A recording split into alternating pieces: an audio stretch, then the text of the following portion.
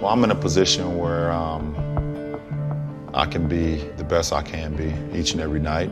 I have a organization, I have a team, I have great coaches around me that can put ourselves in a position to be the best each and every year. And then personally, I hold myself up to a standard higher than anyone. So that keeps me going as well. I really started to open my eyes when I was in 8th grade. We played in a tournament in Orlando. It was a national tournament. And we were kids from Northeast Ohio, from Akron, and we got all the way to the championship. We lost in the championship by 1 point. But we made a statement in that tournament that no one thought we could do. And I was like, okay, I got a little something going here. Maybe my dream can become a reality. Let's just stay focused.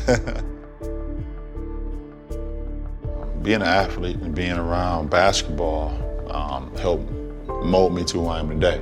The friendships and the brotherhood that it created, the love to, I think when you play sports and you're committed to something, the commitment, the responsibility of showing up to practice on time, to being there for your teammates, to listening to your coaches, it's a responsibility that you have when you're playing with a group, that you have to hold your end of the bargain, and it shaped me to who I am today.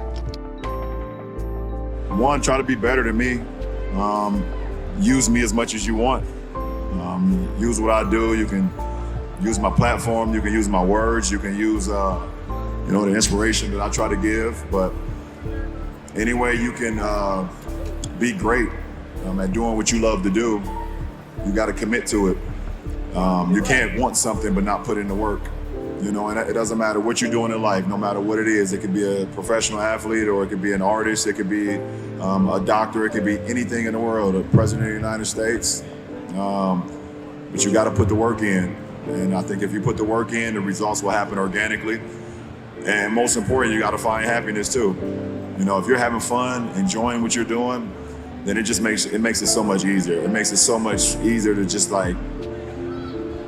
you want to do it every day because it's something that you really enjoy doing, and you don't look at it as work. I mean, it's not about a little girl or a little boy or whatever the case may be. If you want to play, then you got to put the work into it. You got to put the work into it, and there really can't be much excuse. You don't need much to play the game of basketball. My first basketball hoop was literally was a crate. A milk crate that I cut the bottom out of it and nailed it to a telephone pole, just play it as much as you can, learn about it as much as you can, watch it. I was watching the game of basketball a lot too when I was a kid, when I wasn't able to play it, just trying to learn from the best. Seeing the intricate parts of the game, how important the bounce pass is, how important the chest pass is, how important, just being a great teammate and things of that nature. So this game is the most beautiful game in the world. And it gives back to you when you commit to it and you put all your passion and your love and your joy and your cry and everything. When you're able to come through on your word, it allows the guys that you're leading, male or female, to be able to say, okay, we can follow this person because he won't let us down. You have to accept it. I think some people are born with it, but some people learn it as well. And for me, as the leader of our franchise and the leader of my household and the leader of so many different things, I think it's the confidence, but it's also you practicing what you preach. I'm not a guy who just talks about it. I actually go out and do it as well, from a basketball perspective or from a leadership perspective with my kids and my foundation. We have a promise initiative where they promise me that they will go to school, they will listen to their teachers, they'll be great to their classmates, and I promise them that I will continue to be a great role model, a father figure for them, and not let those guys down. So I take that responsibility, and I don't just talk about it, I actually do it as well. So when you're able to come through on your word, allows the guys that you're leading, male or female, to be able to say, okay, we can follow this person because he won't let us down. No matter if it's going good or bad. Every day is not a bed of roses. We understand that, and you have to be able to handle adversity as well.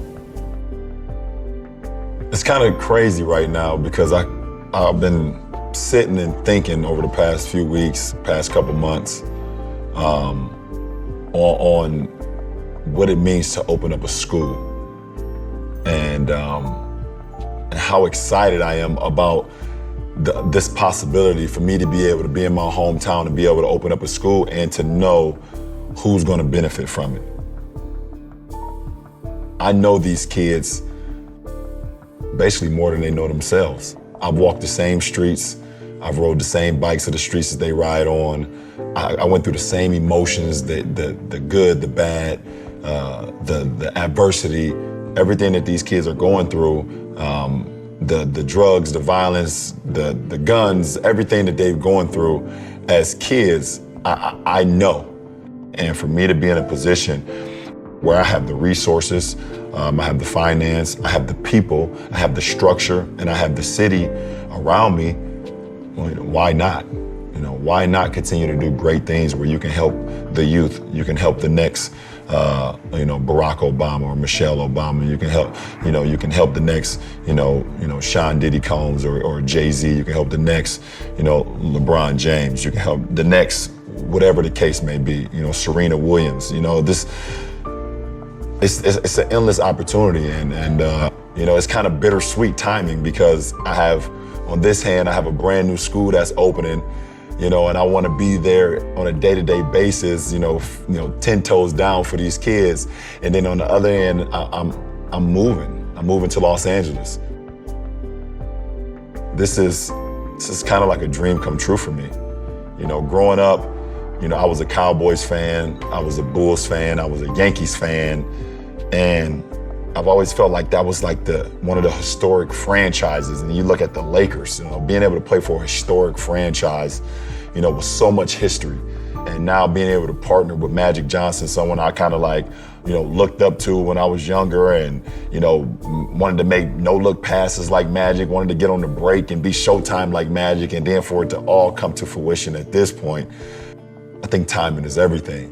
So, for me to be in this position now, the excitement that I have to be a Laker, I'm happy to be a part of it because I believe the Lakers is a historical franchise. We all know that, but it's a championship franchise, and that's what we're trying to get back to. And I'm happy to be a part of the culture and be a part of us getting back to that point. So this is where it is today, man. This is where, I have on one hand, like I said, I got my school, which I'm blown away by. And then I have my next chapter in my personal life, being a part of the Lakers organization and continue to do what I love to do, and that's to play the game of basketball. So there it is.